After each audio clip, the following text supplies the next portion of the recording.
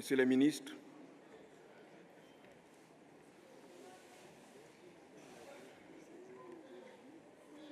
Mesdames et Messieurs les ministres,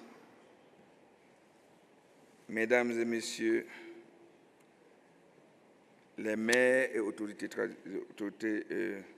locales, Messieurs les autorités traditionnelles,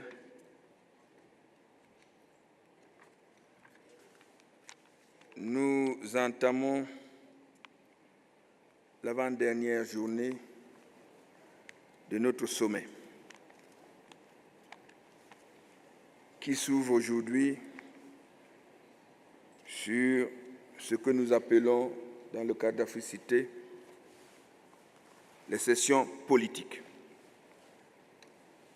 Les sessions politiques, c'est les rencontres entre maires et autorités locales, les rencontres entre ministres, les rencontres entre partenaires au développement qui vont se tenir cet après-midi en parallèle,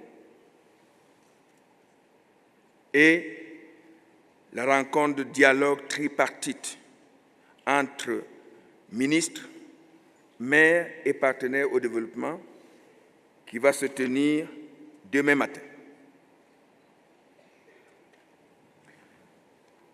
D'abord, nous nous excusons du retard observé dans le démarrage de cette session.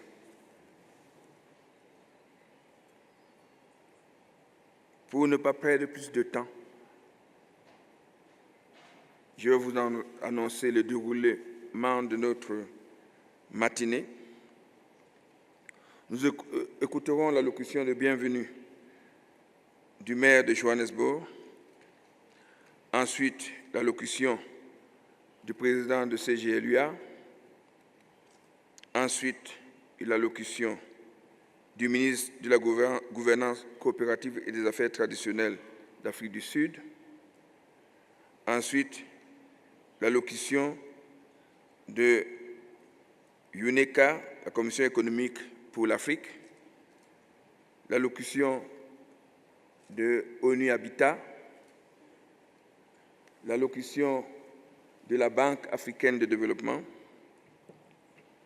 l'allocution de la Banque mondiale et l'allocution de l'Union européenne. Sans plus attendre, j'appelle M. Parstau pour délivrer son allocution.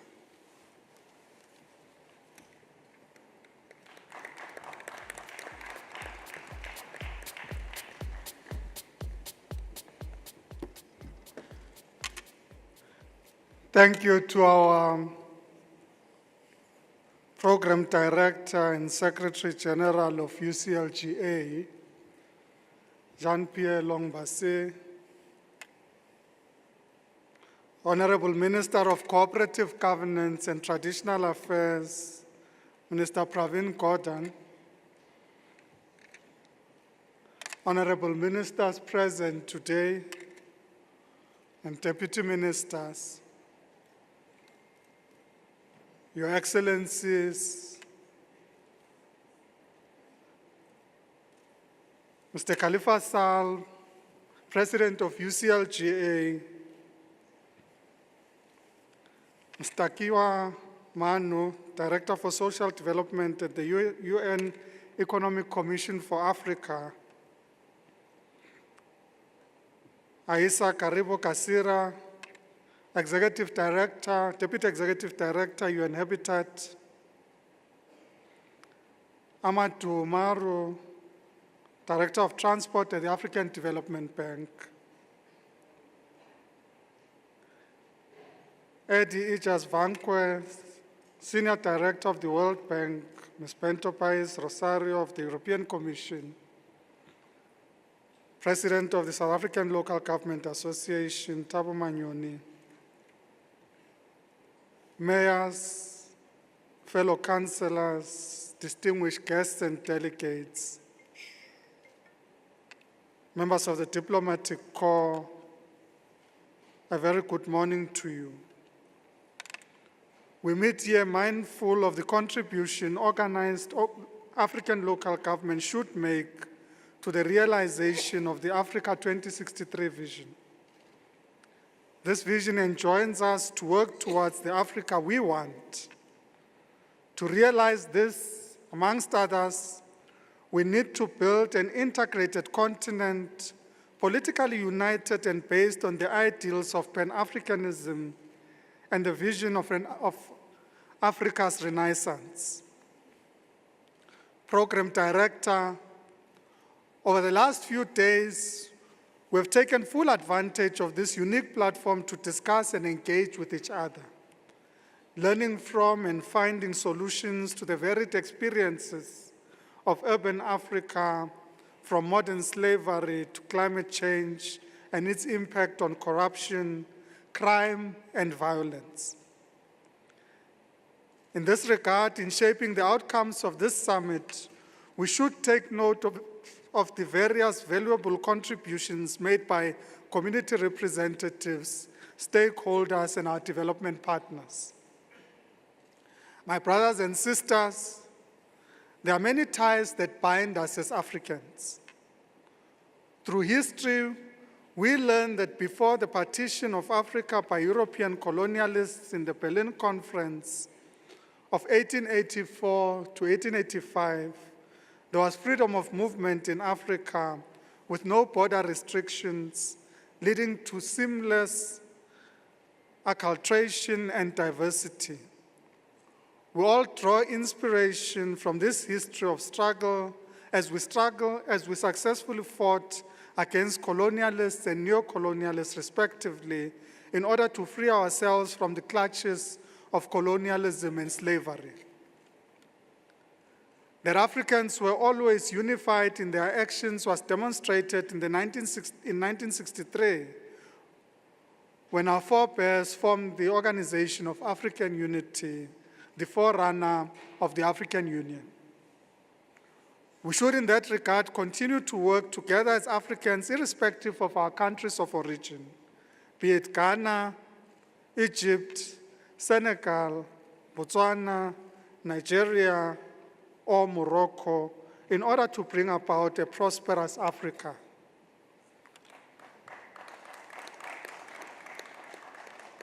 We should do so following in the footsteps of our leaders who liberated us from oppression: Ahmed Ben Bella, Julius Nyerere, Kwame Nkrumah, and Kenneth Kaunda, amongst others. Ladies and gentlemen, considering our history and the ties that bind us as Africans, racism, tribalism, regionalism, xenophobia have no place in African society.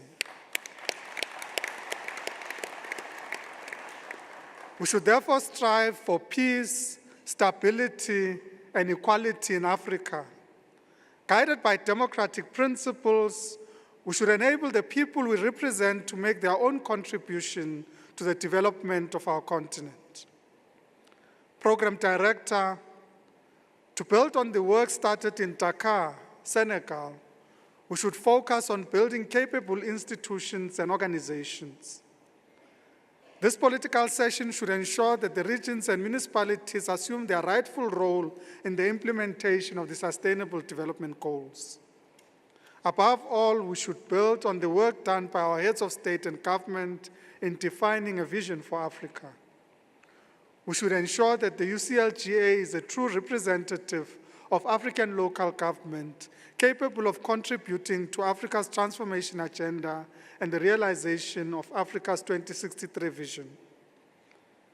It should be a UCLGA whose mission is grounded on participatory democracy, good governance, transparency, and accountability.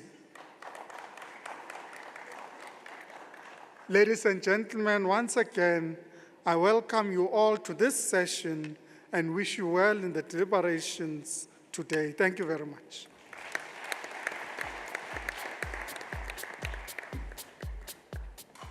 Je voudrais maintenant appeler Monsieur le maire Khalifa Sall, président de ce GLUA.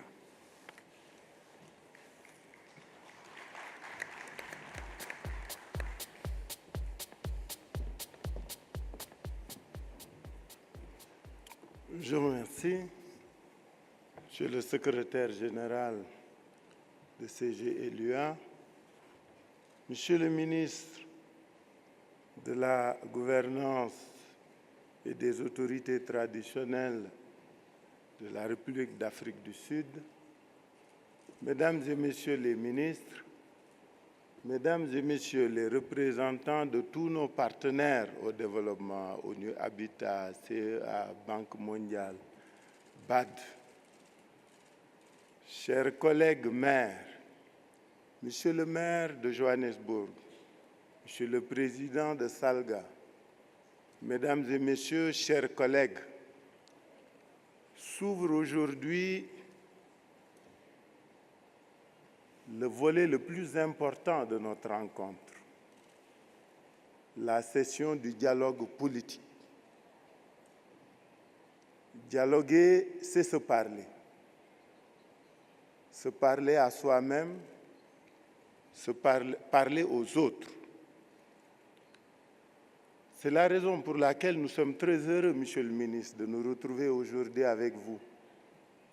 Avec vous pour d'abord, comme le faisaient nos autorités traditionnelles qui sont invitées ici, être sous l'arbre à palabres, puisqu'il n'y a pas de sujet, il n'y a pas de problème dont on ne puisse discuter. Si on est animé par la volonté de se parler, de se dire la vérité et d'aboutir à un consensus. Dialoguer, c'est être ce qu'on est, c'est reconnaître à l'autre ce qu'il est. Dialoguer, c'est accepter d'être ensemble. Le vivre ensemble n'est pas un slogan, c'est un état d'esprit, c'est un comportement de tous les jours. C'est l'acceptation de l'autre dans ce qu'il est, c'est l'apprentissage de connaître l'autre dans ce qu'il est, dans ce qu'il pense, de comment il est.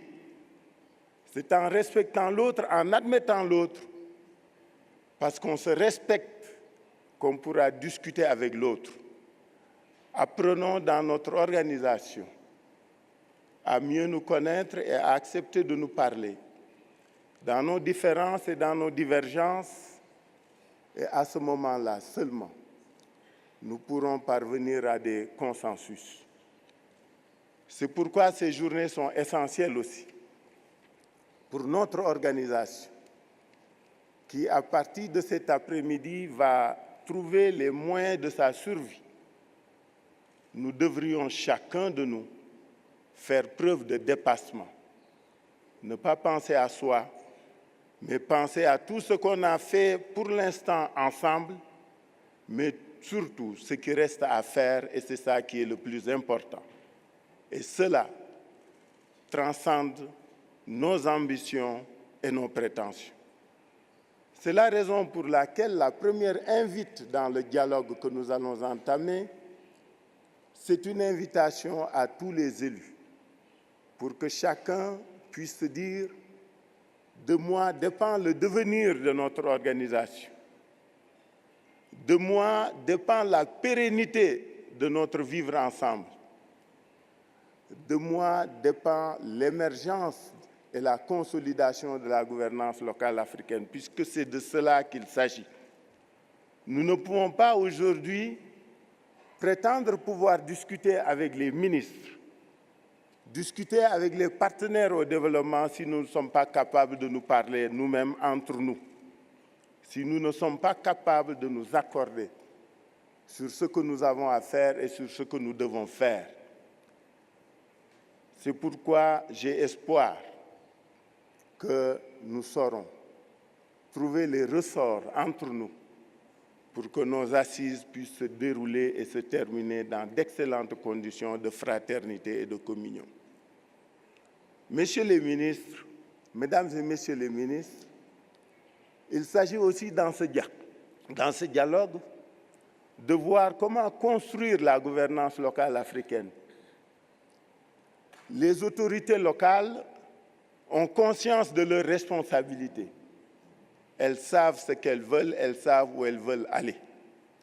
Elles n'oublient pas qu'elles sont des démembrements de leurs États nationaux.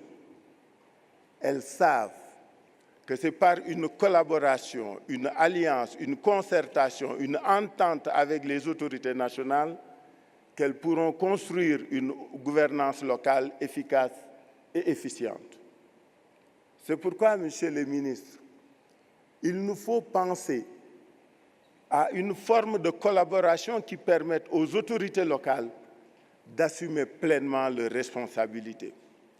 Et la première préoccupation, Monsieur le ministre, c'est que comment construire entre les autorités locales et les États, à travers les politiques de décentralisation que chaque État a conçues, des mécanismes de dialogue et d'entente pour que les relations institutionnelles entre les États et les cultes locales puissent permettre à chaque autorité d'être efficace.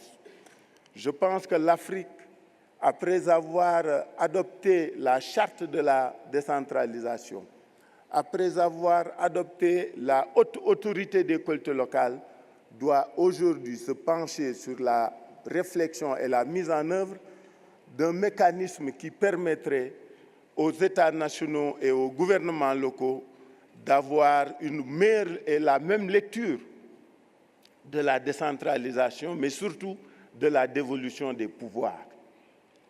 La deuxième préoccupation, Monsieur le ministre, c'est que les autorités locales ont envie d'être efficaces et elles ont envie d'être concrètes. Dans les transferts de compétences, il faut faire suivre les transferts de moyens. L'autorité locale, le maire, est la première autorité qui est sollicitée par les populations. Quand il y a danger, quand il y a problème, quand il y a joie, on demande d'abord où est le maire. On ne dit jamais où est le ministre. C'est le maire qu'on exige, c'est le maire qu'on sollicite. Cet homme qui est de tout temps et de tous les jours sollicité par les populations doit être dans les conditions pour pouvoir répondre à ses obligations. Il nous faut, messieurs les ministres, trouver entre nous les moyens de renforcer dans leur travail, donc sur le plan institutionnel, mais sur le plan financier, ces autorités locales à être efficaces. Nous savons tous, chers collègues, que nous ne pouvons plus vivre et faire vivre nos collectivités locales par nos ressources traditionnelles, les impôts et les taxes. Ce n'est plus suffisant. Nous nous devons de réfléchir à des sources nouvelles, innovantes de ressources et de financement de nos activités. C'est la raison pour laquelle, mesdames et messieurs les partenaires au développement, vous devez réfléchir à trouver pour les autorités locales africaines des modèles, des mécanismes et des moyens de financement adaptés. Vos partenaires, ce sont les gouvernements nationaux. Ouvrez-vous aux autorités locales. Soyez accessibles aux autorités locales. Proposez-nous des formes de financement adaptées à nos institutions pour que nous puissions être autonomes et être efficaces. C'est ça la voie. Si au niveau de la BAD, si au niveau de la Banque mondiale, si au niveau de nos structures sous-régionales, BADEA, Banque centrale d'Afrique centrale, il y a des guichets spécifiques dévolus aux collectivités locales, nous pourrions y prendre des moyens, des ressources et faire des investissements. Il ne faut pas que vous nous laissiez otages des États sous prétexte que vous êtes des organisations intergouvernementales, puisque à ce moment-là, nous ne pourrons jamais rien faire. Donc le dialogue tripartite, c'est un dialogue à travers lequel, par lequel les collectivités locales ont envie de s'enrichir, ont envie d'agir, ont envie d'être efficaces, mais pour cela, il faut que chacun joue sa partition. Je vous remercie de votre aimable attention.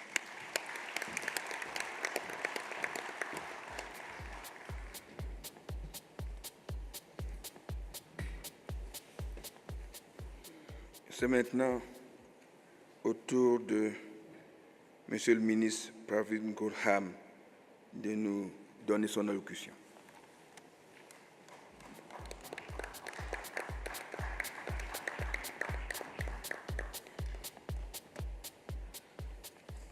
Thank you, Program Director. Bonjour, Assalamu alaikum, bon dia, and good morning to all of you. And let me welcome in particular my fellow ministers who have joined us here today. And thank you for coming all the way to the southern tip of Africa to be part of this important dialogue. So let me pay my respects and recognize the ministers, deputy ministers, mayors, the office bearers of UCLGA, distinguished guests, and ladies and gentlemen more generally. The theme of what I want to say is the time has come to transform local government in Africa. Mr. Sall is, I think, quite a strong advocate for change. But let me also assure him on behalf of the ministers, I hope they don't shoot me for this, that the ministers are also interested in transforming local government. Can I get some applause so that I know you're agreeing? So this 7th edition of the Africities Summit, ladies and gentlemen, takes place at an important time in our development trajectory on the African continent. Africa, as you know, through the African Union, has adopted the Agenda 2063, subtitled The Africa We Want, which defines an African vision for the structural transformation of Africa based on the key elements of drastic reduction in poverty, inequality, and ensuring inclusive wealth and growth. The 2015 Sustainable Development Goals, the 21st Conference of the Parties, the COP, in Paris, and the upcoming United Nations Conference on Housing and Urban Development, commonly known as Habitat 3, will also, in many ways, give us a collective direction of the tasks that we need to accomplish on the African continent. We in South Africa have launched what we call Back to Basics campaign, a campaign that is premised on 5 pillars. The first is put people first, whether you're in national government or whether you're in local government. Listen to the people of our countries and respond to their needs. The second is ensure good governance and accountability within the laws that operate in our respective countries and ensure integrity in governance as well. The third, invest in service delivery and the infrastructure that's necessary to serve our people and the economies of our country. Fourth, ensure sound financial management and accountability, because ultimately all of us spend public resources, not our own money. We must account for the way in which we spend our money. And fifth, build institutions at a local government level that can be sustained over many decades, not just for the generation that we have today. All of this is aimed at dealing with the challenges, as I said, of poverty, inequality, high unemployment that many of, if not most of our countries have, and the unbalanced growth that we have in many of our countries as well. They are further aligned to Agenda 2063, which aspires for cities and other human settlements to become, and I quote, hubs of cultural and economic activities with modernized infrastructure where people have access to all the basic necessities of life, including shelter, water, sanitation, energy, public transport, and ICT, end of quotation. Broadly, the development parameters have been set for us. The challenge, ladies and gentlemen, whether we are ministers or mayors or others that are operating in local government and indeed our partners, is not about further policies, but how do we implement these policies and how do we implement processes of change and transformation. And so I repeat, the time has come to transform local government in Africa. I want to mention humbly 8 points in this particular regard. The first is that we need to empower local government to undertake key functions that local government anywhere in the world undertakes. Too much centralization constrains capable municipalities and their ability to plan and deliver in an integrated and sustainable manner. This means giving local government original constitutional powers, or equivalent in legislation, as opposed to having that determined on an ad hoc basis. And of course, I agree with Mr. Sall, the financial resources that will enable local government to perform its function. The second, ensure sufficient capacity in local government, as in skills and capabilities. The third is to strengthen collaborative planning and integrated delivery between the different levels of government. Most of our countries have 3 or more levels of government. Whether we like it or not, they all influence what happens within the sphere and the space that municipalities or cities have under their control in one form or another. But this can only be achieved if various levels of acknowledgement is granted that local government at this stage is not autonomous and that we need to plan in a collaborative way. So the culture we need to create is one of collaboration and one of integrated planning and delivery. The fourth is to get the basics right, as I indicated earlier on, because if we don't attend to basics and try to focus on flowery things, we will not be doing service to our people as we need to.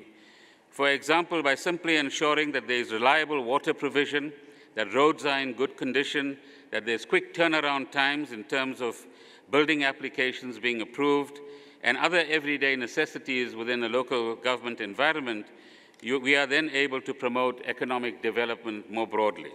Fifth, there must be strong political will and good governance in our municipalities so that we can advance the kind of cause that we have for ourselves. We must be frank with ourselves and identify our challenges and confront them, but act together, both within our own countries, but collectively as well, to tackle these challenges with a greater sense of urgency. The 2014 MasterCard African Cities Growth Index identifies 6 key lagging indicators related to governance affecting the performance of African cities. Firstly, political stability and the absence of violence. Secondly, voice and accountability. Third, government effectiveness. Fourth, the rule of law. 5, regulatory quality. And 6, the control of corruption. Although the study focused on cities, these indicators are also applicable to any area. Good governance is the key for restoring public confidence in political office bearers and government as a whole, as I'm sure we all know. 6, invest in community engagement. This is an important yet often neglected area. The theme, Shaping the Future of Africa with the People, and the contribution of African local authorities to Agenda 2063, which is the theme of the summit, is an emphasis on this point. This is a key instrument for ensuring that people are the center of development and that our interventions are responsive to their needs.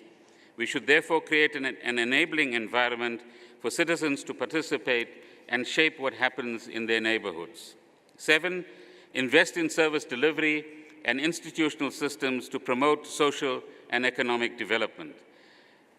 An article published by a person called Mary Plunkett entitled The Poorest Cities in the World says that all the 10 poorest cities in the world are in Africa and are capitals in sub-Saharan Africa. According to this article, these cities are expanding rapidly while lacking the most rudimentary of supplies, clean water, transportation, and overcrowding. And I think the call that we would collectively make to our partners that are sitting on the stage and perhaps in the audience is help us to tackle these problems assertively and with the necessary resources so we can say to our people, we've delivered and improved your lives. 8th, strengthen partnership between our countries and cities to learn, to exchange knowledge and practices in pursuance of integrated urban development. In conclusion, ladies and gentlemen, the role of local government in effecting meaningful change in the life of ordinary citizens is a goal that all of us share. Its success is, however, dependent on the level of collaboration with all other levels of government.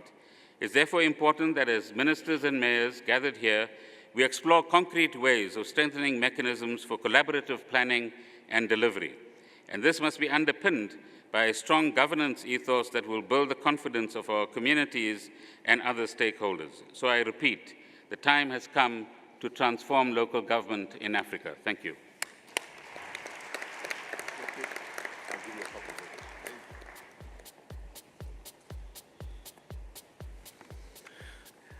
Mr. Minister, this is honor in our ears that you are ready as minister to assist in transforming local government in Africa. Time has come to keep this word and implement this will. Thank you. L'allocution que nous allons écouter maintenant est celle de Madame Takiwa Manu, directeur du développement social à la Commission économique des Nations unies pour l'Afrique.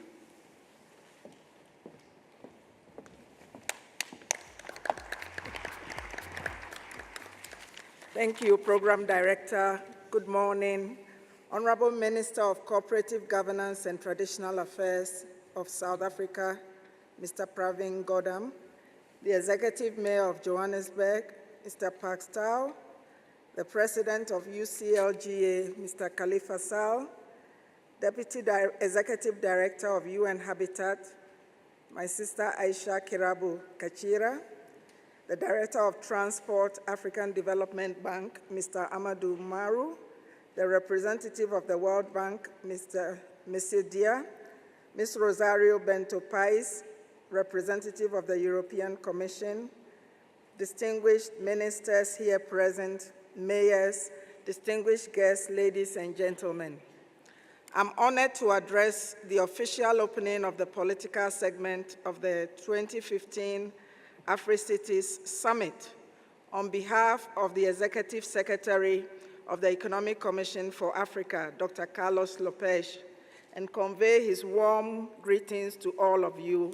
Regrettably, he is unable to be here for this important gathering.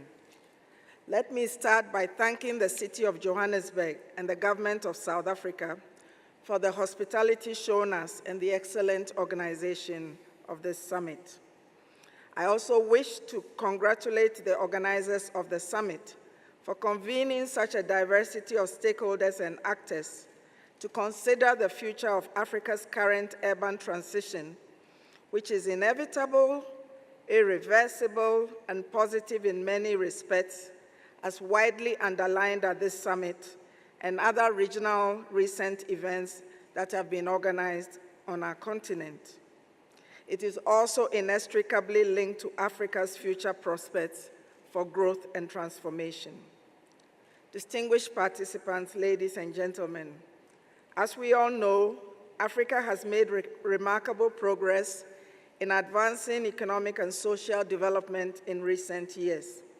Real gains have been made, and Africa, as we know, has an unprecedented opportunity for sustained economic growth, shared prosperity, and poverty reduction. At the same time, this growth has done little to respond to Africa's development challenges, as it has been largely exclusive, and poverty, unemployment, and inequality remain widespread, as the minister just told us. Informality continues to dominate our economies, and basic services and infrastructure are severely lacking. The structural reasons underlying this situation are well known. Growth has been driven mostly by commodity exports with limited value addition and diversification. Agricultural productivity remains low, and the growth of the manufacturing sector has been low or stagnant. Distinguished participants, it is for this reason that African leaders and stakeholders defined a continental vision to translate recent impressive growth rates into job creation, delivery of quality social services, and enhanced human development. This vision, as captured in Agenda 2063, aims to bring about structural transformation, primarily through economic diversification and value addition, founded on accelerated industrialization, trade, regional integration, and agricultural modernization.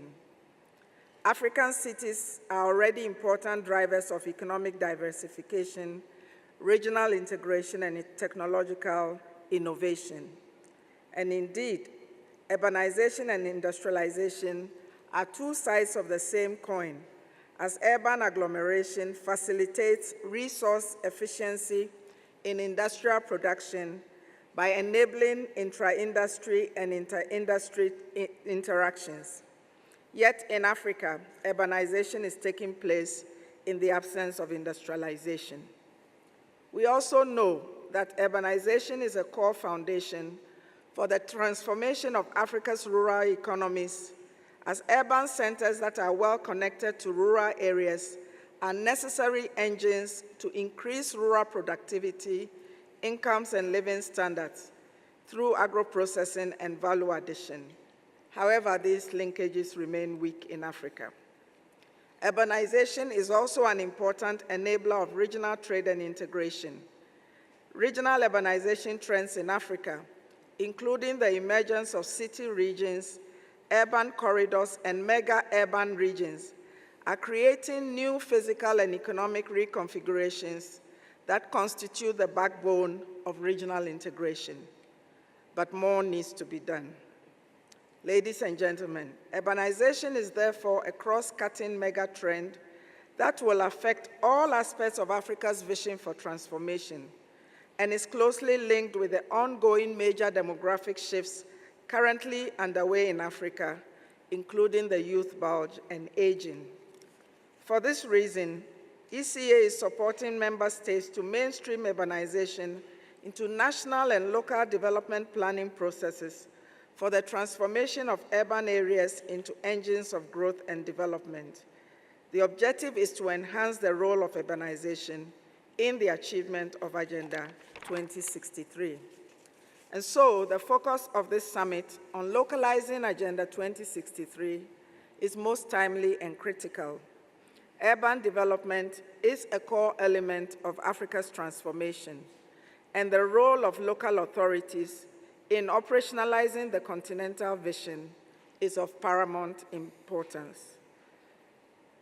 This summit is also an opportune moment for Africa to consider its priorities for a new global urban agenda expected to emerge at the 3rd United Nations Conference on Housing and Sustainable Urban Development, Habitat 3, in 2063. And undoubtedly, the deliberations and resulting consensus at this summit will strengthen Africa's positioning in the context of Habitat 3 and complement the implementation of the first 10-year implementation plan of Agenda 2063, as well as the UN Agenda 2030. I wish all delegates here present a fruitful continuation of deliberations throughout the rest of the summit. I thank you.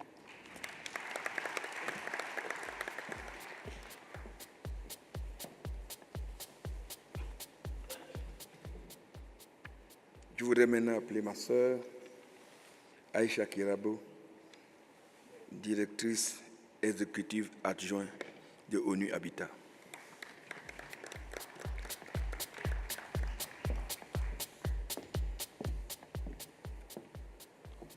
Thank you very much, my friend and longtime colleague within UCLGA, Elong Bassi.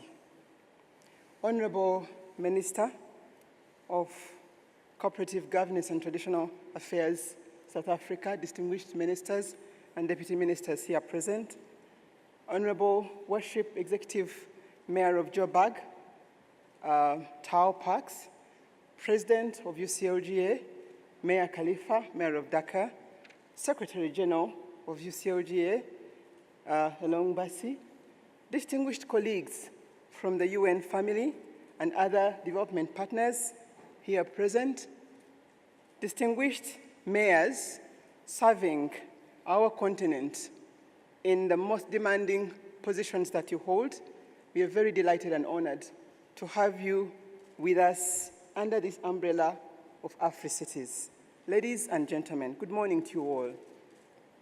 On behalf of UN Habitat, our Executive Director, Dr. Huon Claus, and the whole UN Habitat family, I would like, first of all, to thank the government of South Africa and Mayor for warmly receiving us in your beautiful city and in your country, and for very successfully hosting this Africities Summit.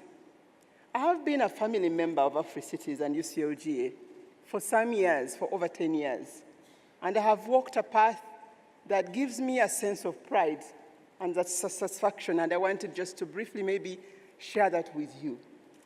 When I reflect on what we were doing 10 years ago, struggling to create a platform, the mayor has talked about dialogue. Leaders have to be very intentional about creating a platform for dialogue, and we have to start with ourselves and amongst ourselves and with our people.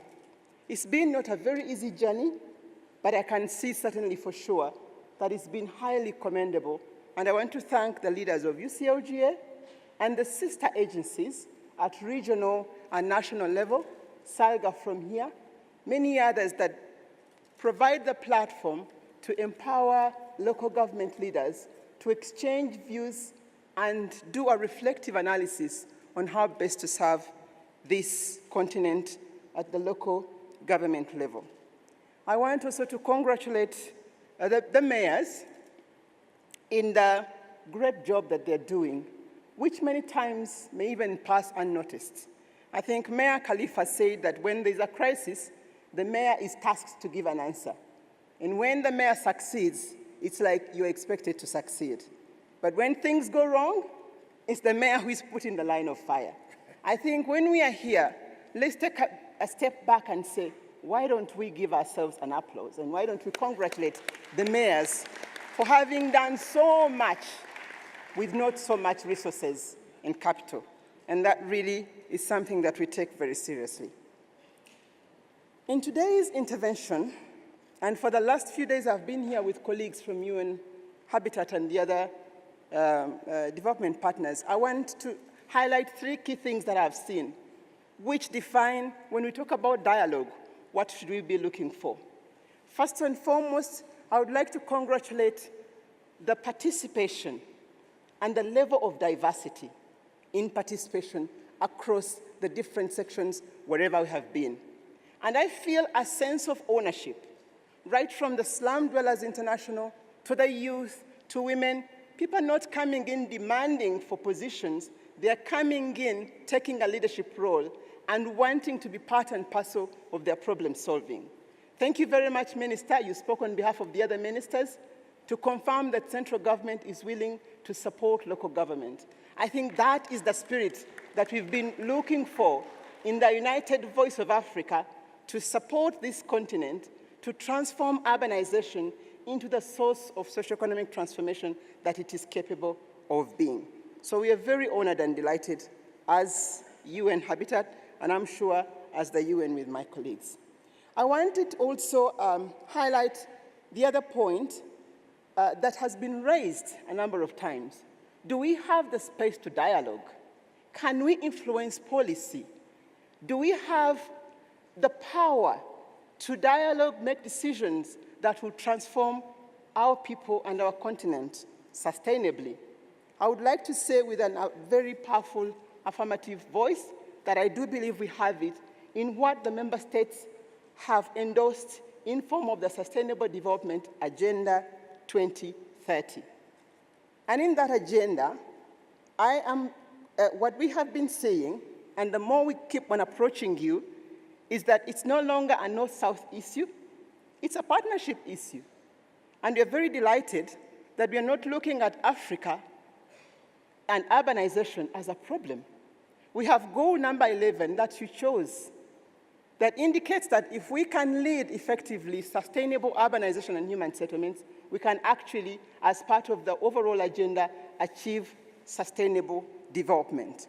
I think now the next question is, now that we have this platform of the Sustainable Development Agenda, what do we do with it to make it effective? The minister talked about how do we get to the details of effecting this dream and vision, which is very much in line with Africa Agenda 2063. So we are here as we discuss, as we deliberate, to ask ourselves, how do we take charge and how do we maximize this opportunity so that 5 years from now, we can look back and say, yes, as leaders, we have established, reviewed policies, and we have programs, and we are working together, and we are making a difference. That is why we are very delighted as UN Habitat to be part and parcel of this process. In the same context, we would like again to thank you by bringing on board the powerful voice and relevance of cities and their leaders in the climate change debate and discussion, which wasn't the case 2 years ago. It's only 2 years ago that mayors were brought to the deliberations on the issue of climate change. Otherwise, before then, cities were seen as producers of greenhouse emissions. But we see that as the more we empower the local government authorities, the more we support them to implement the right policies, then we will be able to address the issues of climate change. And again, the other opportunity we have as a platform is the Habitat 3 conference. I am sure most of you have heard about the General Assembly-led conference, UN-wide, led by the member states, that is to take place next year. The preparatory process started about 1 year ago that is going to define how are we going to achieve sustainable urbanization and human settlements globally. This takes place once in 20 years. I don't know how old you will be, but for sure I'm going to be a very old woman. And I may want to be, assertive and vocal, but I'm not so sure I would have that much energy. So it's a generational opportunity that the last conference we had in 1996, we didn't have any global platform like what the Millennium Development Goals brought on board.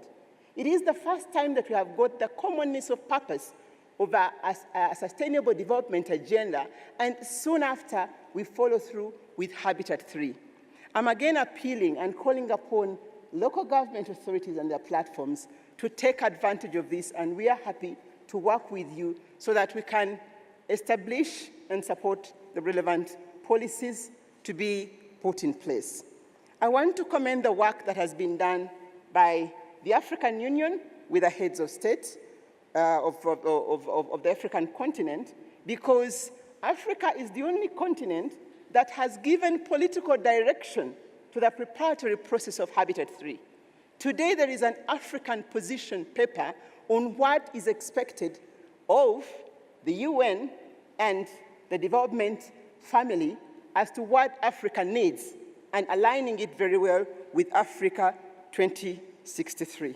I want to very much appreciate and commend the work of the ministers, the work of the African Union Commission, the work of our colleagues in UNECA, and all the other development partners, because this is not an accident. It's not an accident that this is happening. It has been very strategic, it's been intentional, and I want to most sincerely convey our appreciation to the government of Nigeria and Ghana, because they funded, especially the government of Nigeria, did fund countries from LDCs to be part and parcel of the preparatory process towards Habitat 3. Can we please recognize them? I really want to appreciate them for that. So on that note, distinguished participants, I want to briefly highlight how do we look like? How does urbanization look like on this continent? After we have had this wheel, after we have had the platform, what's going on? And I want us to be open here. And as we go through these discussions, let's ask ourselves as leaders, are we in charge? Are we in charge of the urbanization process? Are we leading? Are we facilitating sustainable urbanization to lead to sustainable development? Or things are getting out of hand? The fact that 61% of our people living in cities and towns are living in informal settlements and slums, whatever you want to call them, is simply unacceptable. When we were establishing the MDGs, we committed to getting 100 million people out of slums and slum-like conditions. We doubled. Unfortunately, in Africa, we have twice that number in slums and slum-like conditions. I may stand as Deputy Executive Director, UN Habitat, and whoever, we have all these titles, but at the end of the day, that's the litmus test. We have a problem that we have to identify. We have to deal with it.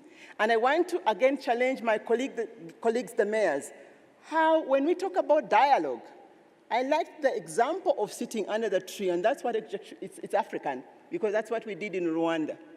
But can we sit in whichever platform and discuss openly, candidly, with existing inequalities, with extreme poverty, living with extreme affluence? Can we have effective dialogue? Because this is what is causing the insecurity and the challenges that we have. These are the bottlenecks that we need to address. How can we live with 2/3 of our employment in cities and urban centers being informal? Are we in charge?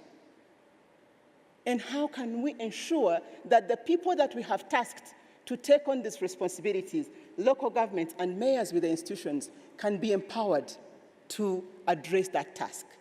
Because when we compare the capacity of local governments in the developed economies and the developing countries, especially in Africa, it's a huge difference. I think the other day in our statistics we were seeing that it's like $6 per capita in the city, in a developing country, in an LDC, whereas it's around 3,000 in the developed economies. This is what we're talking about.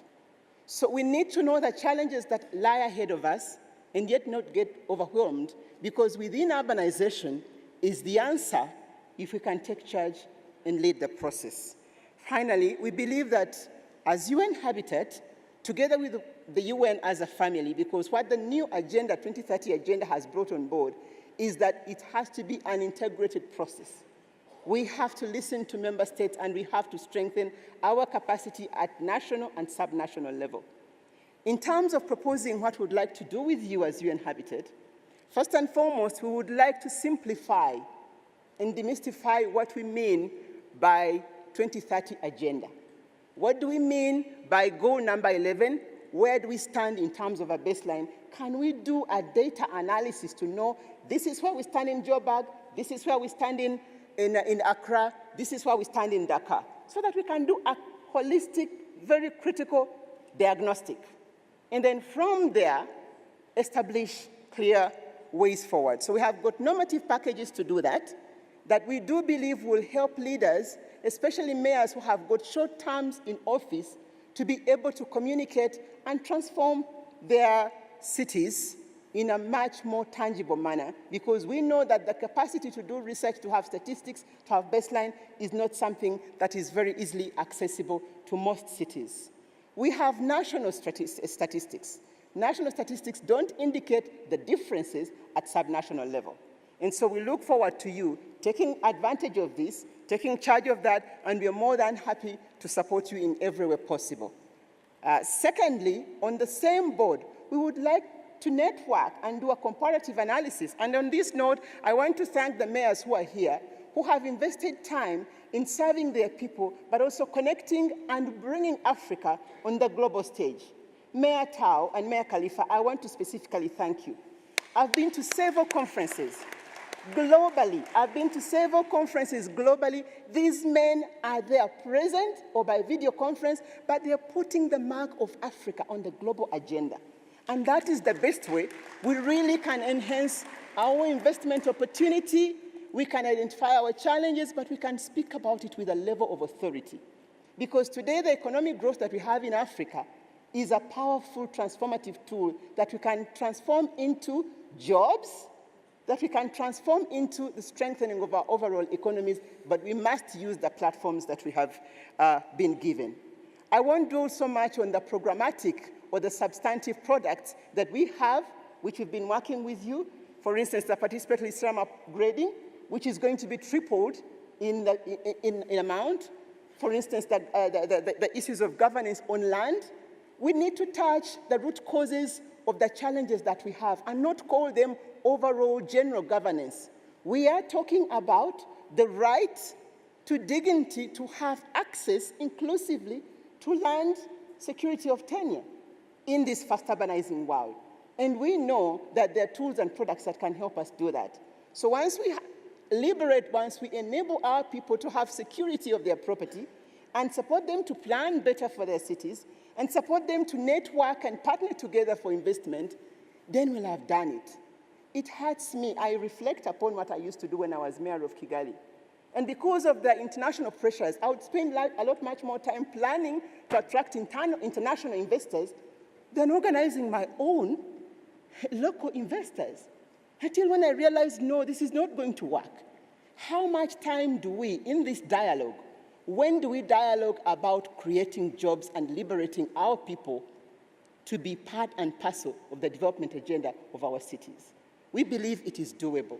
And together, I'm very sure that we are united to achieve this goal. So I want to thank you so much for giving us this opportunity and this platform and conference. We are here to share with you. We are here to learn. We are here to strengthen partnerships with our development partners.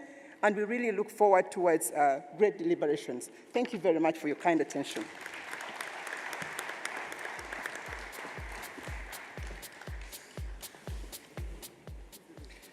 Thank you so much, Madam Kirabo. Now we go to the other level, our financial partners. And to start with, I call for Mr. Amadou Umaru of the African Development Bank to deliver a speech.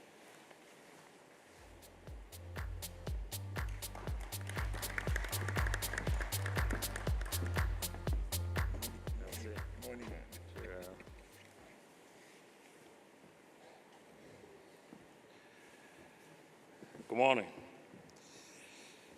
Honorable Pravin Gordhan, Minister of Cooperative Governance for South Africa, Honorable Ministers, distinguished guests, and ladies and gentlemen. It's a pleasure and honor to be here today to attend the 7th edition of Africities Summit in the beautiful city of Johannesburg. I would like to thank the organizers for inviting the African Development Bank to be part of this unique event that has now become the premier African forum for cities and local government to come together and exchange on a wide range of issues around urbanization and the broader questions about Africa's development. The theme of the summit is more timely than ever, as it is widely acknowledged today that urbanization has become one of the critical factors of Africa's structural transformation. In the next 35 years, Africa will need to accommodate almost 900 million new urban dwellers, which is equivalent to what Europe, the USA, and Japan combined have managed over the last 265 years. It is undeniably a formidable challenge. But on the flip side, it also represents an unprecedented opportunity. Indeed, cities and local governments will be the key players in this transformation. Urbanization in Africa has so far largely been associated with rising slums, increasing poverty and inequality, poor access to basic infrastructures such as water and sanitation, transport, electricity, etc. Estimate puts African financing shortfall for urban development at more than $35 billion a year. But urbanization has also its bright side, as cities produce, in most countries, more than 60% and sometimes up to 80% of the national GDP. So properly planned and managed, cities represent huge reservoirs of productivity and could play a lead role as engines of growth and social transformation. The African Development Bank has been playing a leading role in advocating, supporting, and financing transformational national and key regional infrastructure projects throughout the continent and in urban areas. In just the last 10 years, the bank has invested more than $60 billion, of which 50% has gone to infrastructure to boost the productivity of our cities and economies. These investments have contributed considerably to achieving various national and regional development objectives by connecting national capitals, interconnecting regional power grids to facilitate power trade, enhancing regional integration, and helping Africa's participation in the global value chains. More than 15% of the bank investment have directly benefited cities in urban water and sanitation projects, urban transportation, electricity distribution, etc. Urban expressways, such as the Thika Highway in Nairobi, the Henry Konan Bedie Bridge in Abidjan, and the Dakar-Damniadio Tollway have literally transformed those cities, improving urban mobility, productivity, and competitiveness. These projects are testimony of the great importance that the bank accords to urban development. At the same time, the private sector window of the bank has channeled over the last 10 years more than $20 billion to the private sector directly or indirectly through lines of credit to local banks to support small and medium enterprises that are the biggest sources of job creation. These are just a few examples among other hundreds of transformational projects under execution, and that will change the way our cities will interact with huge impacts on intra-regional trade, business development, and job creation. Going forward, the bank will scale up its financing with more than $50 billion planned just for the next 5 years in support of Africa's transformation, with greater emphasis on infrastructure, energy, agribusiness, industrialization, and private sector development. Cities and municipalities will indeed be the biggest beneficiaries.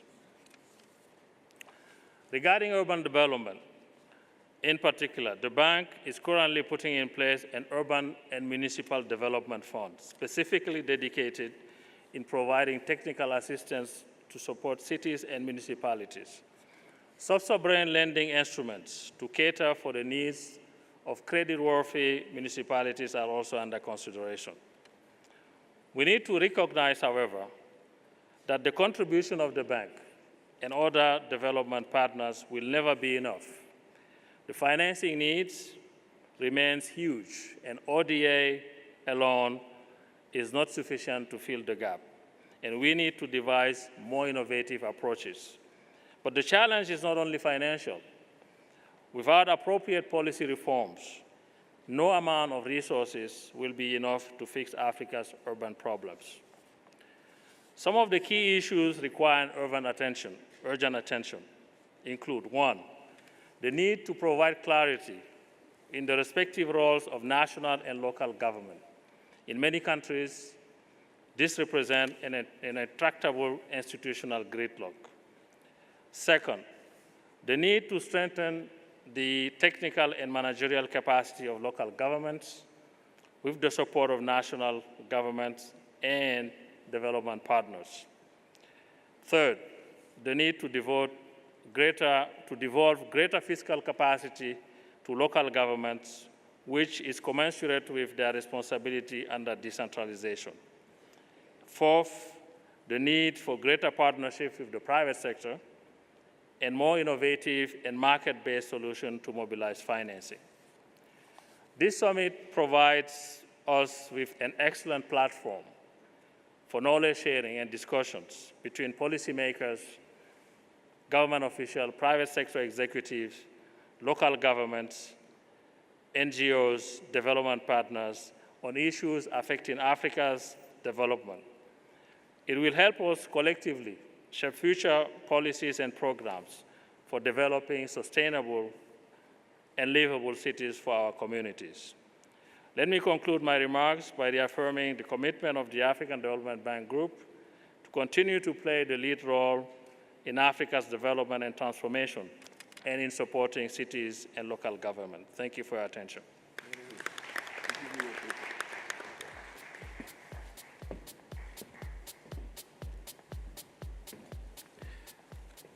Thank you so much for this encouraging commitments for local government and cities of Africa.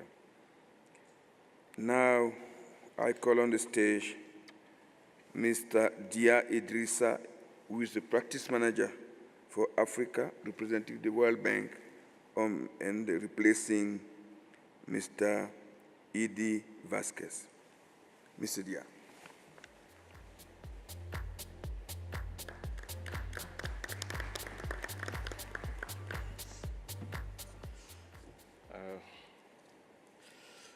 Honorable Mr. Mayor of the City of Johannesburg, Honorable Ministers, Honorable Mr. Sal, the Mayor of my city, and President of UCLGA, Honorable Mayors of Africa, distinguished guests, and representatives of development partners.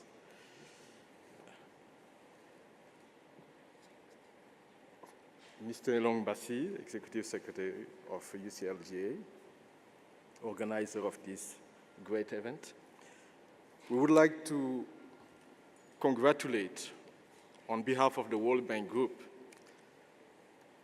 the UCLGA for organizing for the 7th time this Africities Summit, bringing together thousands of stakeholders. Cities in Africa have a much lower level of infrastructure per capita relative to cities elsewhere. Transport infrastructure, for instance, fail to provide the connectivity needed to connect the workers to their workplaces in a reasonable time frame and distance. And it has not enabled to connect producers to consumers efficiently and affordably.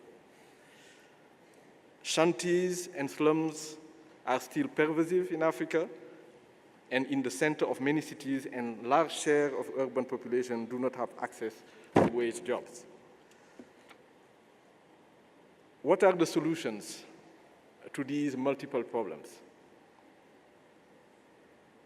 Africa needs to build cities that work, that are competitive, that do not let the poor on the side of the road. Despite the immense challenges facing Africa, however, the good news, because there are good news, is that most of Africa's urbanization is yet to happen. Today, urbanization is around 40%, and it's expected to grow very heavily over the 30 years to come. So most of the urbanization is yet to come. So the good news is that there is still time to do it right. And the master word would be planning, planning, planning, and planning to make sure that we make the most efficient use of the resources available today for building tomorrow and improve the living standards of our populations. The gathering of thousands of national, regional, and local authorities here, along with the private sector and the civil society, organizations from the continent and beyond, demonstrate the resolve and prospect for learning from each other, talking to each other, as was saying the mayor of Dakar, and addressing the challenges together. Going forward, the rapid urbanization in Africa, there is a great need for stepping up investments in increasing connectivity, density, to provoke economies of scale based on agglomeration, and expand the sets of jobs and services that African cities can offer. These investments need to be spatially coordinated and supported by strengthening of urban institutions that include finance and regulation, information technology, and supporting investments. Doing this together would require a quantum leap in the financial and institutional capacity of public authorities. It has been said also. Therefore, along with many other development partners present here today, the World Bank has a long history working with African cities in support of decentralization, municipal service delivery, land and housing agenda, engaging the local governments, and providing both financing and capacity strengthening of public authorities at all levels. Africa is, yes, rapid urbanizing, but the World Bank also is growing internally a stronger team to help our clients, member countries, to rise up to the challenges and build with you African cities that work. Thank you.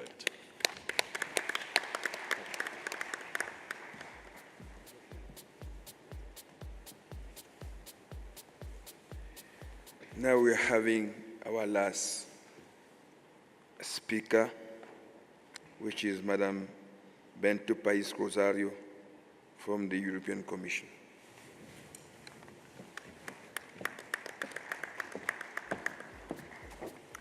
Thank you very much, honorable ministers, Mayor of Johannesburg, mayors, excellencies, development partners.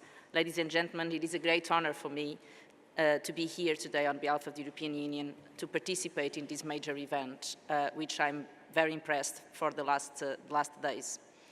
This is an event dedicated to the role of local authorities in achieving the 2063 Agenda for Africa, but is also a very well posted in a special year where we had the Sustainable Development Goals Summits as well as the current COP21 in Paris. So it's very timely done and organized. The EU fully believes and supports the local authorities as key public players to actively contribute to sustainable development and the fight against poverty, in particular by connecting local and global challenges. As I mentioned 2 months ago, the 2030 Agenda for Sustainable Development was agreed at the UN Summit in New York. It balances the economic, social and environmental dimensions of the sustainable development, along with poverty eradication. It was ambitious but achievable. International community has relied together. The universality of the 2030 Agenda recognizes that there are a number of common challenges that can be adequately addressed only through agreed joint efforts. It requires new ways of working between partners at different levels and with different responsibilities, and that's exactly what we see here in Africities, and that's exactly putting in practice what was requested at the Sustainable Summit. International organizations, institutions and agencies, governments, private sector, and civil society, including non-governmental organizations, all working together to achieve the same goals. The EU is committed to play its part and to formulate an appropriate response to fully implement the Agenda 2030 on Sustainable Development Goals through both our external and our internal policies.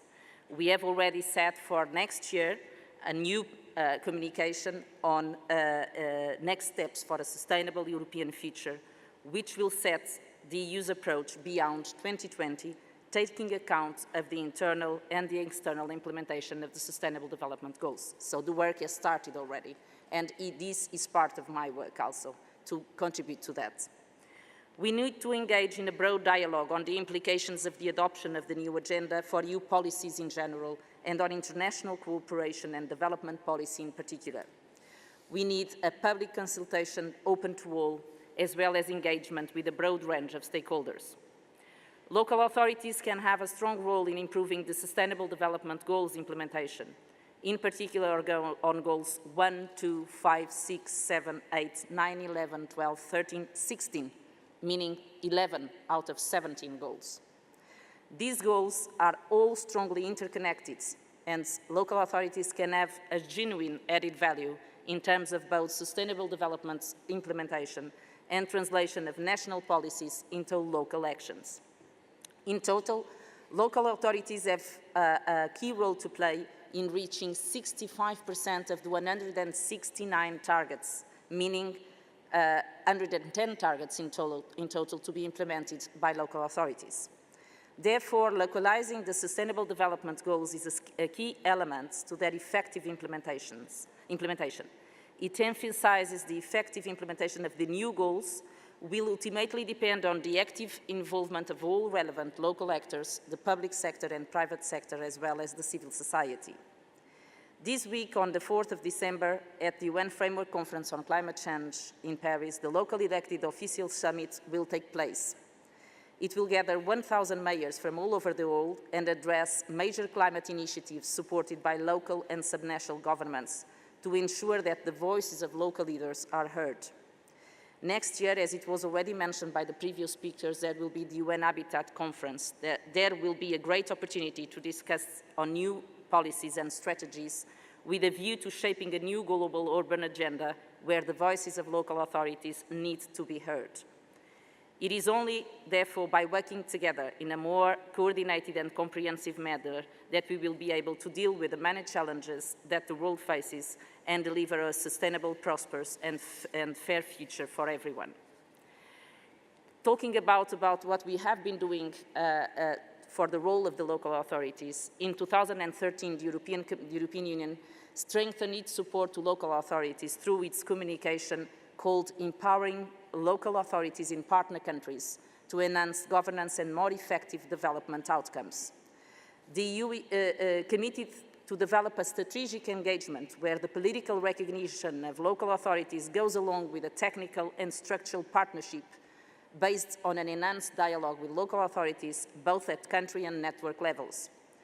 Reaching €450 million for 2014-2020 is the amount that is directly dedicated to local authorities. And here I want to answer to what Mayor Seil asked. This is directly to local authorities and is a line that has been doubled since the previous programming.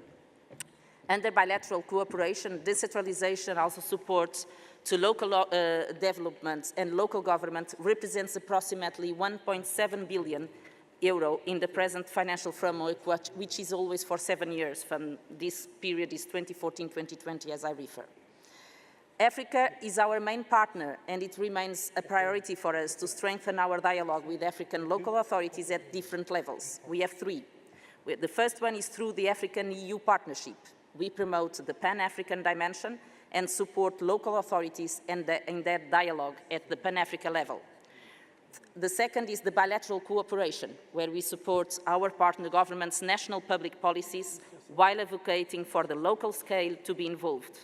And the third is the direct support that I've mentioned before to local authorities and associations of local authorities. We promote capacity building and exchange of experiences. The EU started this year also the revision of the ACP Partnership Agreement, which is an important milestone of the political dialogue between Africa and the EU on development issues.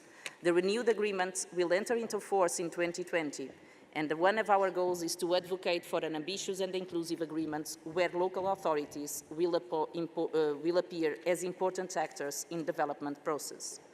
To conclude, at a time where the international community is shaping the international agenda for development and an international agreement on climate change, for the first time very much linked and gratefully, I believe Africities is the perfect place to look carefully how to position local authorities as central actors of public processes with a view to unlocking their full potential, facilitate the linkages between political dialogues and implementation of the public policies on the ground, and building together a roadmap for the future. I'm looking forward to continue the discussions with you and for the great events as I've been attending up until now. Thank you.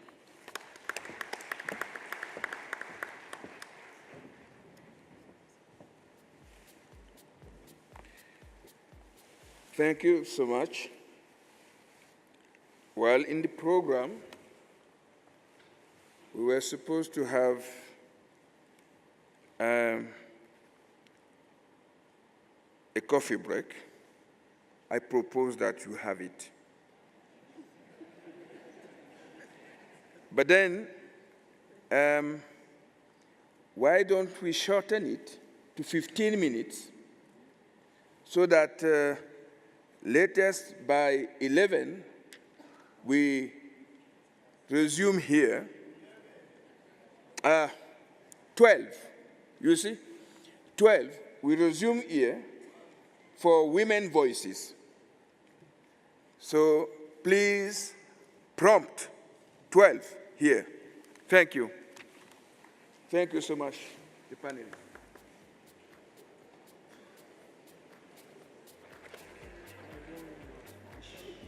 I will send it, but I changed the password. So I will send it.